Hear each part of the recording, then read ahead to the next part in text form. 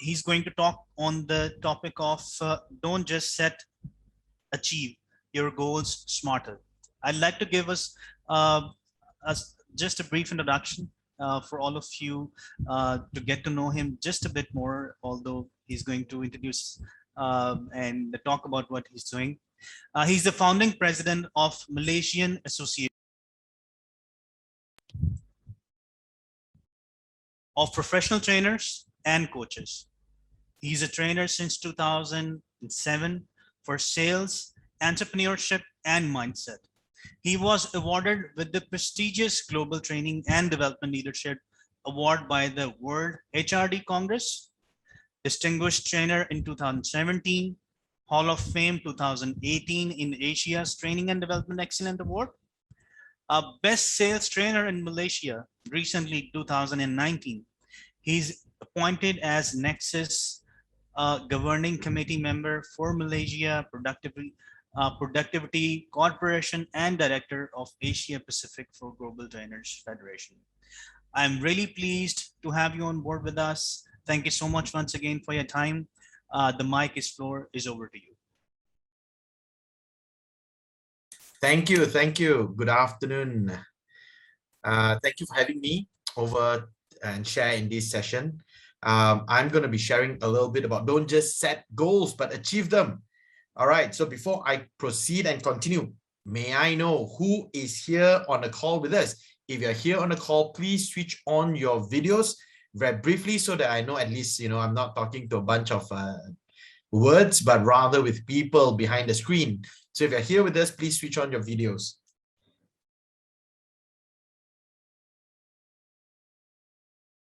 So I've got one person in attendance. All right. Side, maybe we shall have an aside, a private one-on-one sharing, and I'll just share with you how to achieve your goals. No, actually, I believe the rest of the team members can switch on their cameras as well. All right. If you want to achieve your goals, not just set them, if you want to achieve your goals, especially now coming to the end of 2021, and a lot of us are anticipating a much different 2022. If you want to achieve your goals, type achieve in the group chat so at least I know who is going to go out and achieve their goals.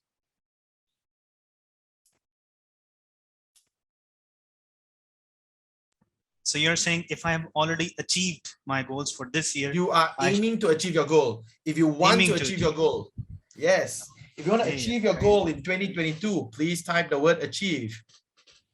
Okay, I'm writing in the chat box. Sure. Achieve. Although our major participants are online, but some of the team members, they can respond. Sure. Let me just put on my mic. I think some of you may not be able to hear me clearly. Although so far it is quite clear. Okay, good. All right. I think this is slightly better. Yes, even better. Okay, so hi. Let's talk about goal achievement. Now, before I begin, can I share a little bit about my background and my journey so that at least you know me a little bit better? Will that be okay? Yes, please. Okay, let me just very quickly share screen. Right, there you go. This is my journey in life so far. I was not born into a rich family. I was born into a family of small traders, petty traders. We call it hawkers. My father sells noodles. My mother sells magazines and newspapers. And this is exactly where I grew up, in a small 450 square foot flat. It's a walk-up flat. This tiny little unit that you see on screen, let me just annotate it so you can see it better. This particular unit is the exact house that I grew up in. And this house belongs to my grandmother. So my grandmother stays there, my grandfather stays there, my auntie stays there, my uncle stays there, my father, my mother, my brother, myself, and my great-grandmother. 9 people stay in one small flat. This is the market that my mother and father sell things out of in a small island called Penang in Malaysia. I didn't start with a rich family. I didn't come from a rich family. I came from a very poor family, and I had to learn how to build businesses, how to build sales from a very young age. This photo shows one of the pinnacle of my careers. This client, this person over here, this man, he bought an island in Cambodia and he built a resort, or rather he designed a resort, and we sold the whole project to our partners in China. The whole project was reported in the newspapers in 2007 on the 15th of February all across Southeast Asia, all the way to Hong Kong. It was a $2 billion project in Cambodia. Now, I tell this to you not because I want to impress you, but I want to share with you the power of setting and achieving goals. From a humble childhood, I helped right now, at last count, over 50,000 people across 43 different countries to build, grow, and design their businesses. I myself have built businesses, lost businesses. By the age of 28, I had over $1 million. By the time I was 30, I almost bankrupt, and I have to rebuild everything. Life is a journey. And in this journey that I've gone through, I learned that it is very, very crucial, not just to set goals, but to set goals that are designed for you to achieve. Today, my session, I'm going to share with you how to set goals so that you can achieve the goals that you want to achieve. And if you're ready for that, I'm going to share this journey with you. Let me just clear my screen for a while. Right. Oops. Okay, there you go. This was a $2 billion project that we built. At that time, it's one of the many businesses I consult on. I myself built 14 businesses at that time, and I was 28 years old. I use a blueprint, a structure called the SMARTER goals. Now, what is SMARTER? You see, one of the things I realized when people set goals is that they don't know the difference between setting and achieving, or they don't realize there's a difference between setting and achieving. Many people have learned about SMART goals. SMART goals is about setting the goal. To set your goal that is specific, measurable, achievable, realistic, and time-bound. Great and wonderful. I'm very certain a lot of you knows how to set a SMART goal. But the SMARTER is not about setting. It's about going out and achieving. So how do you set a goal that compels your mind to move forward, to move powerfully towards achieving that goal? And that's what we're going to talk about today. If you're ready to go on this journey with us, let's begin. I'm going to share screen again. And if you want to, you can take a screenshot. You can take a photo of this SMARTER. These are the 13 components that makes up SMARTER. For those of you who want to get a copy of this from the organizers, feel free to send them a message. And if they were to send me a message, I will send a copy of the slides to them so that you may not have to write so much. Okay, so let's start with SMARTER. S, specific. Most people know this. You see, many years ago, when people set goals, they set goals that are very generic. I want to be rich. I want to be thin. I want to be happy. I want to be pretty. I want to be handsome. I want to be healthy. Very generic, broad-based goals. And these are actually not goals. These are These are very undefined goals. You won't know how to hit it. You won't know how to achieve it because you don't know where you are. You don't know how far you need to go. You don't know. You don't have enough clarity. Therefore, at that time, SMART goals was developed in order for your brain to say, okay, I need to set a goal that is specific, which means I know exactly what I want to achieve. I know exactly what I want to achieve. That's what specific means. Do you know exactly what you want to get? Number two, measurable. What is, for the M, measurable, what does it mean? It means not only must you know what you want, you must know exactly how much of it do you want. If it's not measurable, you have a problem. For example, I want to be healthier. How do you define if a person is healthier? How do you know when you are healthier? Prettier. How do you know when you're prettier? Thinner. How do you know when you're thinner? Oh, I know when I'm thinner when my weight comes down. Now we have something. The weight can be measured. Therefore, not only must you have a goal that is specific, you must have a way to measure your goal, to quantify your goal. If you can't quantify it, if you can't hold it, if it's not tangible, it's not something that you can measure or count or hold or feel or know, you won't know when you get it. And that's the problem with people. Many people have a goal. I want to go to, let's say, for example, if I'm in Pakistan, I set a goal. I want to go east. How far east? Don't know. I will know when I get there. You will be traveling east all the way to England and you still won't know whether you have arrived or not because you don't know and you don't have a specific destination. You don't have a specific measurement of your destination. That's what the M in measurable stands for. It is for you to know how do you measure your goal so that you know when you have achieved it.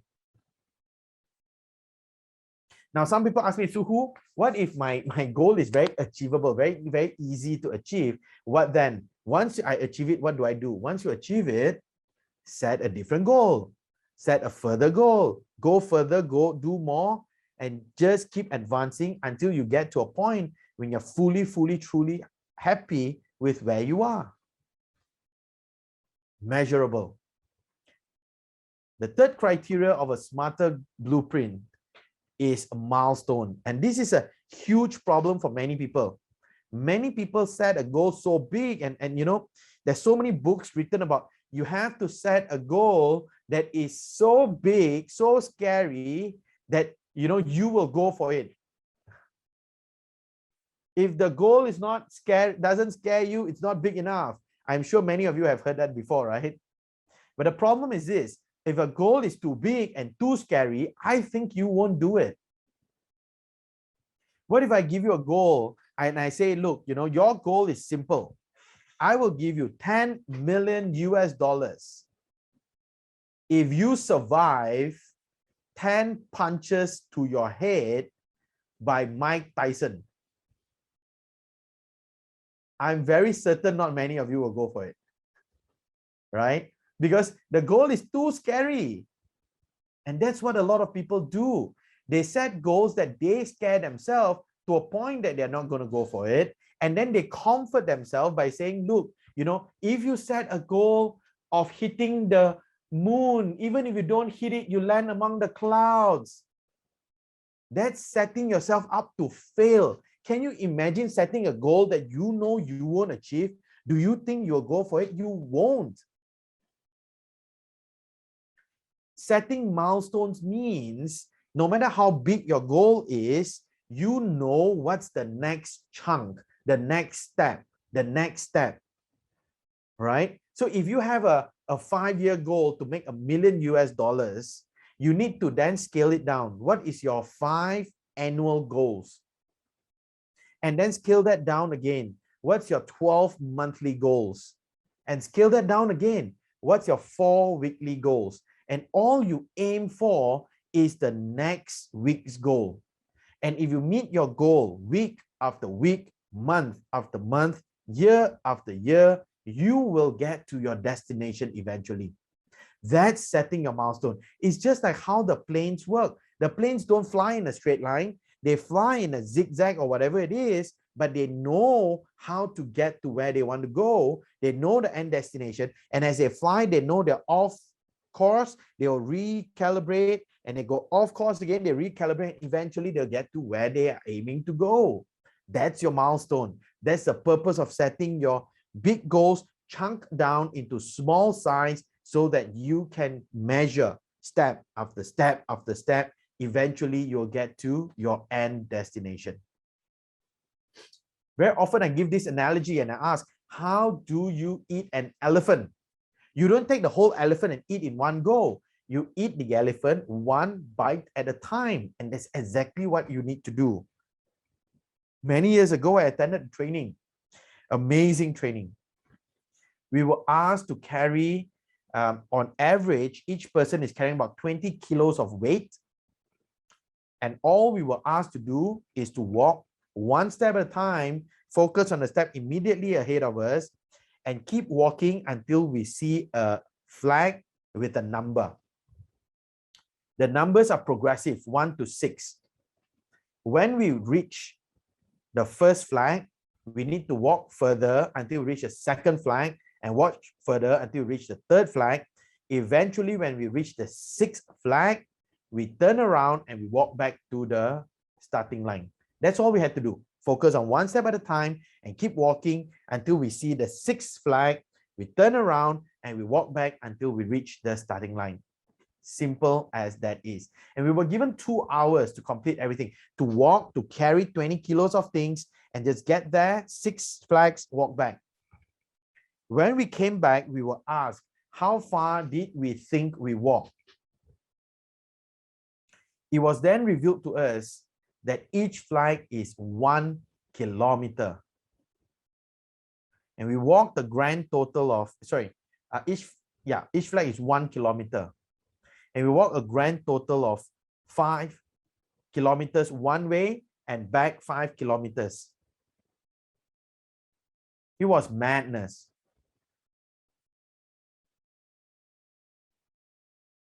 But if we were told that we're going to walk 10 kilometers, I think many of us would have given up before we started. Instead, we were told one step at a time, you count 1, 2, 3, 4, 5. You see the 6th flag, you turn back and go back to the front.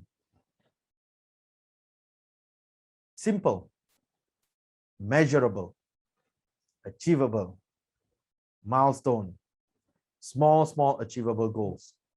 So for those of you who have $1 million dream, you want to make $1 million in 5 years, scale it down. You need only 200,000 a year. Scale it down further, 20,000 a month. Scale it down further, 5,000 a week. Scale it down further, 1,000 a day. Wonderful. Now, all you need to do is to figure out a way that can consistently make $1,000 a day. That's all. Not that hard anymore, isn't it? That's your milestones. Next one is A, achievable. What does achievable mean? Achievable means that the goal is indeed possible in today's world. For example, if you set a goal to time travel, is it possible? No. If you set a goal to be invisible, is it possible? No. If you set a goal to levitate without the aid of any mechanical means, impossible. If you set a goal to jump from a 50-story building and land on the hard ground without dying, impossible. Impossible, not because it's anything biological, impossible because it's not physically possible. You will die. That's what achievable means. You need to set goals that are not against the laws of physics. Actionable means that you set goals that are indeed under your control. For example, if I set a goal and I want to marry Angelina Jolie, is it an actionable goal? The answer is no. Why? because Angelina Jolie must agree to marry me. It takes two hands to clap. It takes two persons to get married. So as I set my goal, I need to control if Angelina Jolie will reciprocate. And that's not an actionable goal. It's just like those of you who set a goal to be promoted. It's not an actionable goal because your boss must agree for you to be promoted. That's not actionable. It's not under your control. But I can set a goal to propose to Angelina Jolie. That's actionable. I can propose, but I can't control the outcome. Whether she'll agree or not is a different matter. But I can propose. It's just like you can meet your KPIs, you can meet your sales target, your performance review targets, but you cannot control whether your boss will promote you or not. That's what actionable means. A lot of times, people set goals, they leave the results of the goal on somebody else's hand, and that's very dangerous because you can't make sure what they will do. That's putting your happiness and your goal achievement on somebody else. That's not fair and that's not realistic. It's not actionable. A goal must be within your level of control. The last A is agreed. Agreed means that you must set a goal that you have agreed to. What do I mean by that? Very often organizations set goals that are enforced on you. Your boss sets a goal for you to make you do something. If you don't agree to that goal, unconsciously, by yourself, in your heart, in your mind, you're not going to achieve it. It's your boss's goal.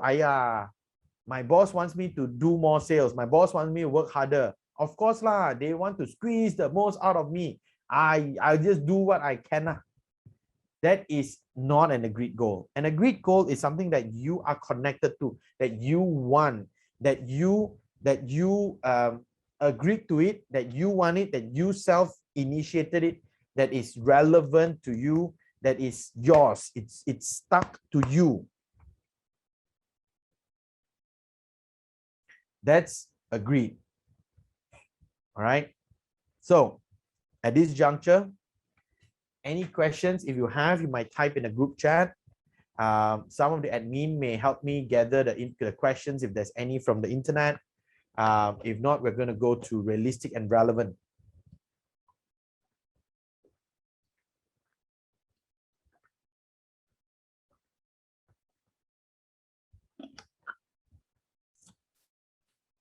Is it perilous to think beyond the world, but in a way, creation always happens when the unexpected happens? Can I have a little bit more clarity? What do you mean by perilous to think beyond the world? You have said to that we have to be very think first to just making a goal. So can we just think, I'm sorry. So can't we think something beyond the world, because everything which happens in the world or the creation, which whatever it happens newly in the world is different whenever we think beyond the world. So that's why I'm asking you that, is it okay for us to be create a goal like that? That nobody thinks that go to the Mars or out of the world. But okay. it happens. Is it okay to dream of a goal that's beyond what is existing in the world? Is that what you're saying? Yeah. Wonderful. So again, it goes back to your milestone. So let's say, for example, you have a dream and your dream is to be the first Pakistani woman on the moon. Is the first Pakistani woman to land on Mars, or to design the first rocket and first space shuttle to bring people to Mars for the glory of the nation. If that's your goal, yeah, it is not perilous until and unless you don't have milestones for it. Until and unless you don't have a way to get there. So my question to you is, if you have that, when do you want to achieve it?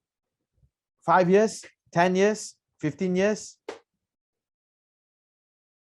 Might be in might be next 5 years or 10 years.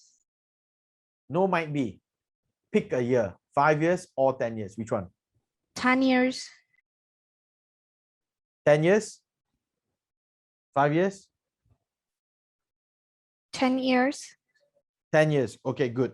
So in order for you to be the first Pakistani woman to reach the moon or land on the moon, for example, in 10 years time, let's say that's a goal, all right, in 10 years time.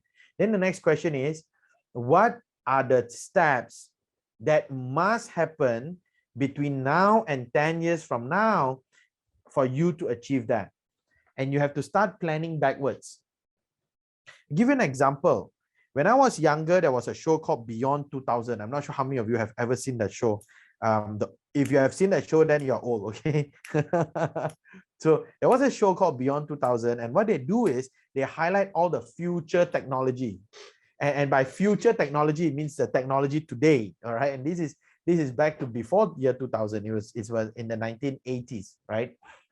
And one of the things they showed was a flying car. And they said, you know, beyond the year 2000, cars will be flying. We are now in 2021. Cars are still not yet flying. Right? But what happened there? Technology didn't catch up yet. Right? Does it mean cars won't be flying in the near future? No. Cars will be flying in the near future, but it's just not yet. If I want to set a goal to have a car that's going to be flying, then what I'm going to do is I need to backward the technology. What's the next technology that needs to achieve? Okay, for me to have a flying car, I need to look at aerodynamics. Aerodynamics needs to happen in this way. Propellers needs to happen in this way. Force, fuel needs to happen in this way. Material to build it needs to happen in this way, and so forth and so on. I must build a drone that is big enough to lift a person up, which is possible in today's world actually. Then I need to be able to scale it down to a price that is reasonable enough for it to be mass manufactured, and scale it back, right? Same. The goal out of this world, in this world, does not matter. What matters is, do you have enough milestone to check on the technological advancement to ensure that you're consistently going towards your goal? Reaching the moon, reaching Mars, being out of this world in that sense is still achievable because it has been achieved in the realms of physics. It is possible. We have sent droids there. We have sent robots there. We have sent scopes there. So it's not impossible. But can you walk through a brick wall? Well, at this current day and age, we don't have the technology to allow the human being to walk through a brick wall yet. Therefore, that is not achievable, and I would say it's perilous to do that, to plan a goal like that. Does that answer your question, Shida, about what is achievable and what is not, whether it's this world or out of this world? Yes, much cleared. Thank you. Okay, I'm going to move on to R, T, and E before I go to resources. So what is the next criteria? The next criteria is realistic and relevant. Realistic is that it must be realistic for you. It must be realistic for you. What do I mean by that? At the beginning of 2020, I set a goal to lose 20 kilos of my weight. At that time, I was 108 kilos, and my goal was to become 88 kilos by the end of the year. I failed. I was 90 kilos. I lost only 18 kilos, but it was a good experience, right? I lost 18 kilos in a year. Now, it was very realistic for me because at that time, I was already 108. What is not realistic? What if my wife wants to have the same goal, but my wife, she's only 45 kilos and she wants to lose 20 kilos. Is it realistic for her? No. So what does realistic mean? Realistic means the goal must be realistic for that person, for that individual. I have a friend who consistently makes 7-figure revenue every year. If he sets a goal to increase and to make 500,000 more, which is $500,000, it is quite reasonable for him because the gap is not that big. At the same time, if a person is only making 30,000-40,000 a year, and that person also wants to set a goal of making $500,000 a year, that gap might be a lot bigger. Therefore, it might not be so realistic for that person. That's what realistic means. Is it realistic to the individual? Achievable is about whether it is within the realms of physics. Realistic is about that individual. So if it's about that individual and it is achievable in the realms of physics, then it is something that's possible. R, the other R, is relevant. Is your goal relevant to you? Are you working to achieve a goal for yourself, or are you looking to achieve a goal for someone else? If a goal is not relevant to you, you will not go all out for it. You will not do whatever it takes to achieve it because it's not relevant to you. You will only do until it's inconvenient, then you will stop because it's not relevant. For example, many people have goals for other people, like I want to achieve this much because then I can help these people, that people, those people, this and all that. This is a kind of goal that when it's inconvenient, when it's no longer convenient, when things become harder, people stop doing. And people stop because it's not relevant to them. So when you set a goal, you must make sure that it's relevant to you, that you have what we call a skin in the game. That means it does affect you or your loved ones. Then it's a relevant goal. T is time bound, setting a goal that has a time limit. Many people set goals without time limit and it'll go on indefinitely forever and ever. No one will do their best to achieve it because it's not time bound. That's what the T stands for. And the next criteria, E, there are 3 under E. One is environment, one is ecological, and one is emotional. So what is environment? Environment is to make sure that you are in an environment that supports your goal.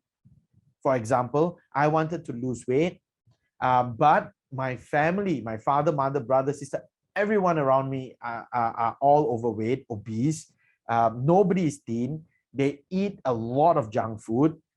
They eat all the time. They eat a lot of junk food, a lot, every single meal. Will I be thin? No, because the environment I'm in doesn't support me to be thin. The environment around me supports me to be fat and obese because that's what everybody looks like. That's the environment.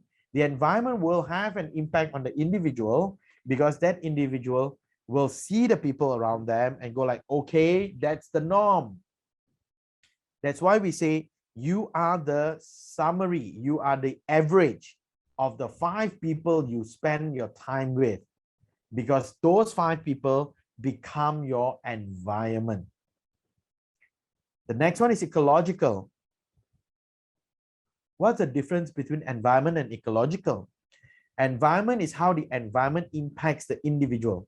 Ecological is how the individual achieving the goal will impact the people around them. For example, if I have a goal of marrying Angelina Jolie, is it ecological? No. Why? Because I'm married, I'm already married, I have 3 kids. Will my goal of marrying Angelina Jolie support my family, myself and the people around me, my wife and my kids? No, it won't. So it's a struggle when your goal is not ecological. It will become a struggle because as you move forward, your family is going to hold you back. Your mind is going to hold you back because it's not going to serve them. That's why you need to make sure The environment doesn't impact you and you don't impact the people around you. So it's environment and ecological within the scope. Yeah, that's environment and ecological. The last E is emotional. You need to make sure your goal has an emotional attachment to it. You feel the desire to go for it.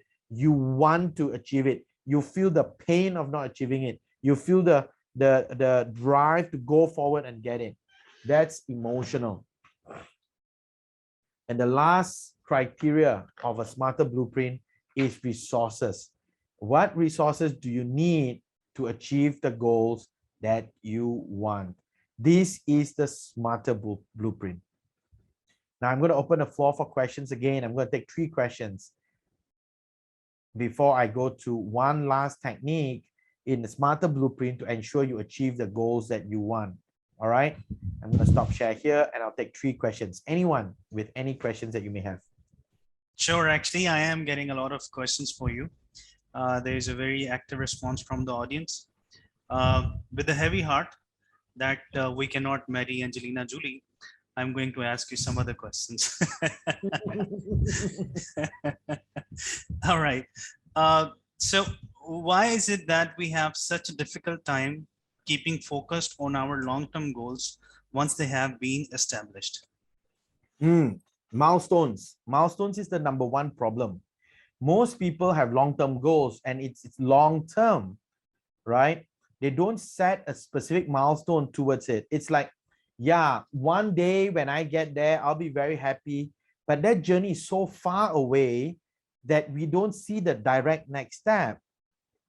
Conversely, this is a problem for a lot of people who only sees the next step. They don't see the far away repercussion. All right. So both of it is a problem. If you only see the end result, you don't see the steps towards it. It's always just an ideal utopian dream. You won't go for it because the next step doesn't seem to get you there. It's just so far away. Whereas a lot of people who are also focused on just the next step, they end up deviating just a one degree difference, right? If you take the world map, you just take 1 degree difference from where you are right now. Like the earlier speaker was in a golf club in Karachi, 1 degree different from where he's supposed to go, multiplied by 100 kilometers, you are in a very different place. And that's the power of having a long-term goal, but also having immediate short-term milestone. It keeps you on track. It keeps you focused towards your long-term goal. So take your long-term goal, whatever it may be, 5 years, 10 years, 20 years, and design shorter milestones that gets you towards it. I don't have to lose 20 kilos in a year.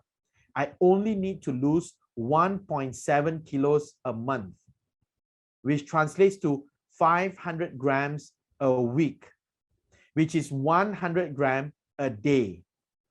That's achievable. That's a focus. I just need to make sure every day I lose that 100 grams. Right? And if you take the 100 grams, you multiply by the number of calories you eat and you burn, all you need to do now is design, eat less, burn more to lose that 100 grams. Done.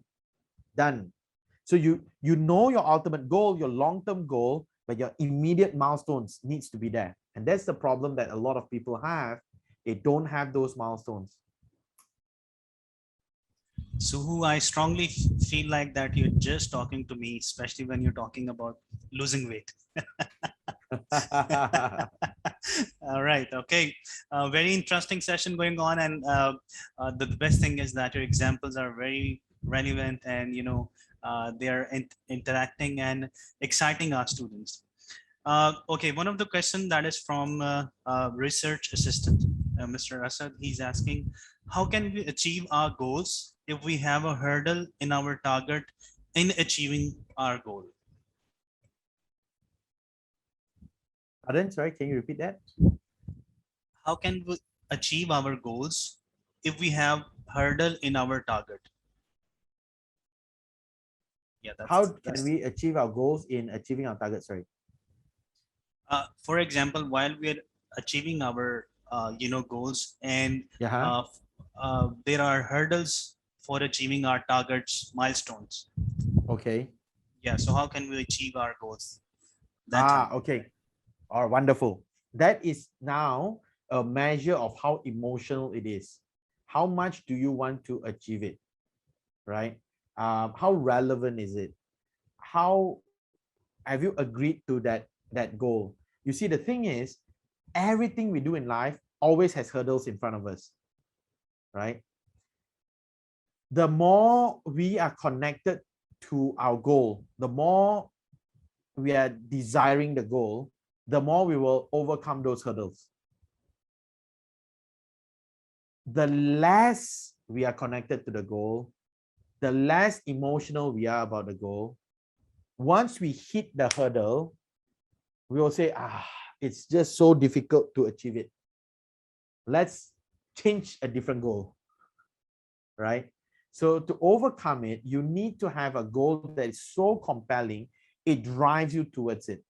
And that's exactly the next 4 questions I'm going to give you, but not now. I'm going to answer the questions first, because once I go into that, that's a different technique. These 4 questions will allow you to blast through any hurdle you have in front of you, right? You need to have that. It's a combination of 2. One is a magnet to draw you to the goal, and one's a fire to burn your backside so that you keep going forward towards the goal. A lot of people don't have goals that they set for themselves. They kind of like want it because the world tells them they should have it, right? And then they okay lah, I will set that goal. You know, a lot of people who come to me and say, Soo, you know, I want to find a way to achieve my goal, and always I ask them, what do you want to achieve? And a lot of them says, I want to have a better career. I want to have more income. I want to have $1 million in the bank. And then the next question I have for them is why? Why? You know, I want to travel the world. Why? I don't know. I want to see more places. Why? I don't know. I just want to know more about the different places. Okay, go to National Geographic, right? It'll show you all the places, right? Yeah, but and I know they're not going to achieve their goal. I know they're not going to achieve the goal because the goal has nothing that drives them towards it. I want to have $1 million. Yeah, but why? Why do you want to have that $1 million? When I was very, very young, I shared with you guys, my family was very poor. One day, I was at a dinner and I asked my cousin brother, my uncle was a finance controller of a large MNC. So he carried an American Express. I've never seen a credit card in my life. At that time, I was, I think, 6, 7, 8 years old. And I asked my cousin brother, what is that card that your father is using? And my cousin said, oh, that's an American Express. Only rich people have. When I was around 9 or 10 years old, my auntie announced that my cousin's dream is to be a millionaire at 30 years old. That's when I made my goal. That's when I built my very first goal, and the only goal that allowed me to move for the rest of my life. It was a decision I made at that time to be a millionaire at 28. Every single fiber of my being, every single year was skewed towards making money. By the age I was 12, 13 years old, I will go to educational fairs to learn everything I could about going to law school. Because in my mind, a lawyer can become a millionaire. I finished school in 1997. It was the height of the Malaysian economic crisis. I couldn't find a job. I came out, I don't have enough money. My parents had enough to send me to law school, but I don't have enough allowances to kind of like have a nicer life. So I worked through my law school. While working, I couldn't find any jobs. So I became a salesperson, knocking on doors, selling discount cards. That's when I realized the biggest opportunity and the biggest place to make money is not in law, but rather in sales. So I continued to become a salesperson. I joined the banks in when I was 20 years old. And by the time I was 21. I was the youngest relationship manager in a bank. I deal with all the high net worth individuals, the millionaires, and I took that opportunity to ask them, how did they make their money? What can I learn from them? In the 5 years that I was a banker, my clients told me, start your own business. If you ever want to be a millionaire, start your business. So at the age of 25, I quit my job and started my first business. By the time I'm 28, I have 14 businesses and I've made my million. But that was my problem. I only had one goal. But that goal had a huge fire behind my backside, burning me forward. There was a huge magnet in front, drawing me towards it. I had one single purpose in my life, to be a millionaire at 28. But that was a problem. I became 29 years old. I already had my goal. What am I going to do after that? My mind went completely berserk and I started sabotaging everything. I lost my business. I almost lost my family. I almost lost my life. I was suicidal at one point in time. I went into alcohol addiction. I went into abuse of substances, and I wanted to just end it all. By the time I'm 30, I owed the bank 1.5 million and had to restart my entire career and business. I tell you this because if you don't have a fire behind you, if you don't have a magnet in front of you, every hurdle is going to stop you. Every hurdle is going to stop you. All right. One of my mentors taught me this. He said, everything you want in life has a price, and you can write this down. Everything you want in life has a price. The day you decide to pay that price is the day your journey starts to achieving it.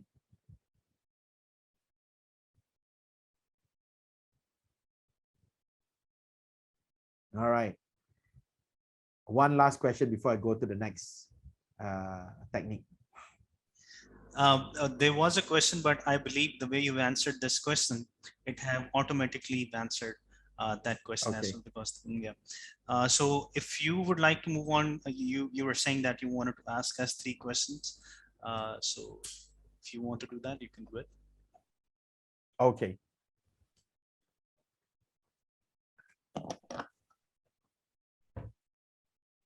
So I'm going to share with you the next technique. All right. And it's called the 4 questions for motivation. Okay. 4 questions for motivation. Now, if you want to blast through your hurdles, if you want to achieve your goal, right? If you want to go and get anything you want, these are the 4 questions that you must answer. If you want someone to do anything, so if you're a leader, if you want someone to do anything for you, these are the 4 questions you must answer. And this is an unconscious question. Yeah, it's not a spoken question. Okay. The first question is this. The first question is, what is the pain of not going for it? What's the pain of not achieving it? What's the pain of not changing? What's the pain of not doing? What's the pain? You must have a pain for not doing something. You must have a pain of your current. You must be so unhappy about your current situation that will drive you towards it. Now, 2 kinds of pain. It's called moaning pain and moving pain. And I learned this from a man named Kenneth Yu. Of course, the technology came from a lot of people, but the terminology came from Kenneth Yu.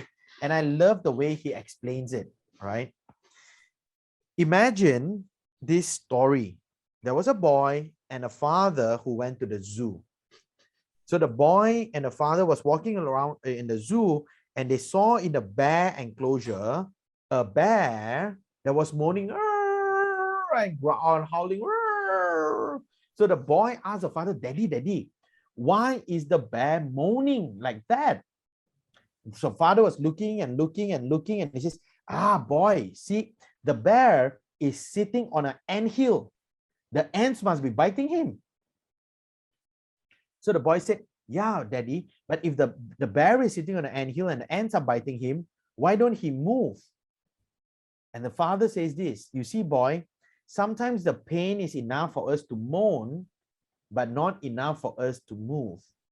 And this is a big difference. You see, many people have complaints. Many people have complaints. but it's enough for them to complain, not yet enough for them to do something about it. And that's the difference between a moaning pain and a moving pain. What you want to have is you want to have a moving pain of the now. You don't want where you are right now. Enough is enough. You want to move forward. That's the moving pain. So that's the first question. Do you have enough pain of not doing something? Do you have enough pain of where you are that will drive you towards something? All right. The second one is the pleasure. What pleasure do you get for doing it? What pleasure will you get for doing it? What's that magnet in front of you that will draw you to it? What's that big magnet in front of you that will make sure you keep moving towards it? And that's the pleasure of doing. What is the pleasure of doing something? What pleasure will you get? The bigger the pleasure, the bigger the carrot, the bigger the magnet, the more you will move towards it. Yeah. These two questions is the main driving force of a person. But then the third question comes in, and the third question stops the person. The third question is the pain of doing. The pain of doing.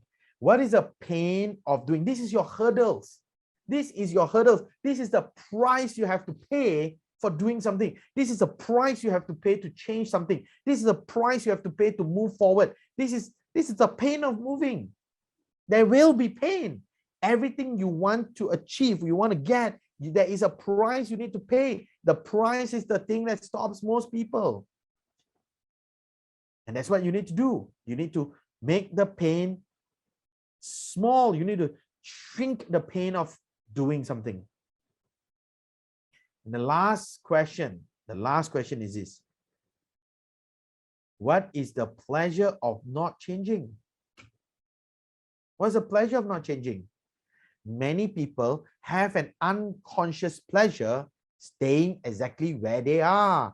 It's called the comfort zone. We don't call it comfort zone for nothing. It's the zone that they are comfortable in. Comfortable is a pleasure.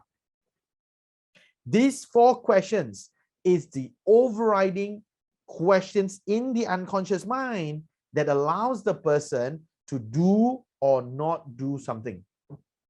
So to motivate them, step number 1, you need to increase the pain of not doing something. Increase the current pain from moaning to moving. Keep forcing the pain in. Second, make the magnet, make the carrot so big, so compelling that they will move towards it, that they will keep driving forward towards it. And then reduce the pain of doing it. Reduce the pain of moving forward. Make it as small as possible. And the last one is to reduce the comfort zone. Reduce the comfort zone. If you can do these 4 steps, you can motivate anyone to do anything that you want them to do. And this is the 4 questions for motivation and smarter goals. When you combine the smarter goals with these 4 questions, it will make your goal achieving so powerful that you will keep moving forward towards it. There are 3 other methods in a smarter goal setting framework. Unfortunately, we don't have time for the other 3 methods. We have enough time for these 2 critical ones to get you started. And I'm very certain if you apply this, especially for now until end of 2021, you will definitely move forward powerfully towards 2022. All right. I'm going to take any last questions before signing off. So any questions? Sure. Wow. Really motivating. It's really moving me, inspirational, and made me, thoughtful. And I really wish that we could continue listening to your motivational speech. We have a lot of questions actually. Let me read out one question to you. So, are diversions in achieving goals important to strengthen focus? Diversions meaning? Diversions in achieving goals. For example, if I want to achieve one certain milestone. And rather achieving this milestone, I'm achieving some other, but my focus is still the same. So if I'm changing my Okay. milestones and diversion is happening, is it important, or what's your opinion about it? Well, diversions will always happen, and distractions will always happen. It's natural. You have to stay very focused on what you want to achieve. And if you have the 4 questions answered, it will make you very focused on where you want to go. So the distractions will come, but you will not be diverted from your original goal.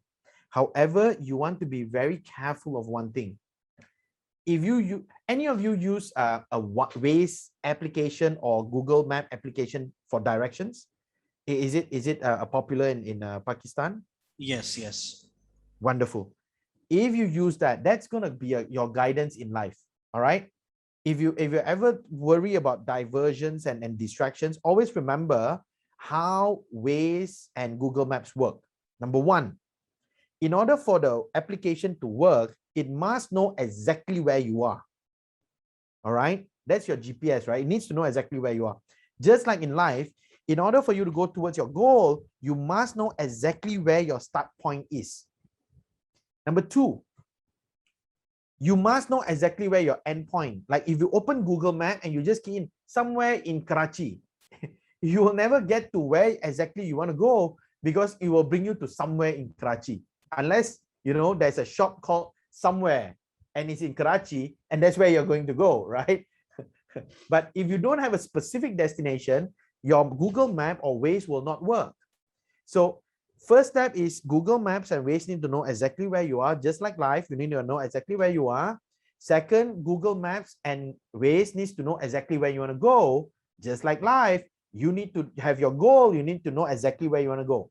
Now, the third thing that a lot of people fail to see is this. Google Maps and Waze, they both do not fix a certain direction, a certain route. It gives you many options. And as you travel, if you meet a traffic jam, if you meet an accident, it will divert you. It will say recalculating, redirecting, or whatever it is, to redirect you ultimately to get to your destination as well. In life, that's exactly the same. You need to be fixed in where you want to know where you are. You need to be fixed in the destination you want to go. You need to be flexible how to get there. The more flexible you are in getting there, the more your chances are to getting there. So remember, number 1, step 1, to know exactly where you are. Step 2, fix where you want to go. Step 3, be flexible in getting there. That's your diversion. So something comes in, divert around it. Something comes again, divert around it. Just do not get distracted off your focus. Wonderful, amazing. Soo Hoo, that was really, really nice listening to you today. And if you ever plan to visit Pakistan, do visit us in University of Management and Technology. Our students can actually learn a lot from someone like you, and you have actually given real life examples from your own life. So that was really motivating, and listening to you, someone who have achieved and have lost both, in such a young age. So that was really motivating me. So thanks once again for your time, and thank you for joining our this summit today.